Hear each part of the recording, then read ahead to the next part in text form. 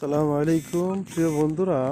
জিলহজ মাসের আমলগুলো হচ্ছে, এক নম্বর হচ্ছে জিলহজ মাসের চাঁদ উঠা থেকে একেবারে প্রথম 10 দিনের আমল হচ্ছে প্রথম দিন থেকে চুল নখ না কাটা, মানে চাঁদ ওঠার সাথে সাথে নখ চুল না কাটা এবং বেশি বেশি জিকির আজকার করা, কোরআন তেলাওয়াত করা, তারপরে নফল রোজা রাখা এবং যাদের উপরে হজ করা ওয়াজিব হয়েছে হজ করা, এবং যাদের উপরে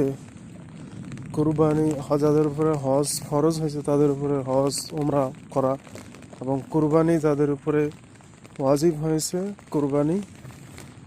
তারা কুরবানি ওয়াজিব সম্পন্ন করা। এমনি করে জিলহজ মাসটা হচ্ছে গুরুত্বপূর্ণ একটা আমলের মাস, যে আপনার বিগত পিছনের পূর্বের পরের সব গুনাহগুলো মাফ করা হয়। এছাড়া রমজানের পরেই যে মাসের গুরুত্ব আর কি, জিলহজ মাসে। তো ইনশাল্লাহ আমরা সবাই চেষ্টা করবো এই মাসটা বিশেষ করে গুনাহ ছেড়ে দেওয়া, গুনাহ কম করা, আল্লাহর কাছে দোয়া কান্নাকাটি করা, ইস্তেগফার করা, নফল ইবাদত করা, জিকির আজকার করা। আমাদেরকে সবাইকে আমল করার তৌফিক দান করুক, আমিন। আর অবশ্যই যারা দেখছেন ভিডিওটা সবাই আমার চ্যানেলটা সাবস্ক্রাইব করবেন এবং অবশ্যই আপনারা কমেন্ট, লাইক, শেয়ার করবেন। সালাম আলাইকুম।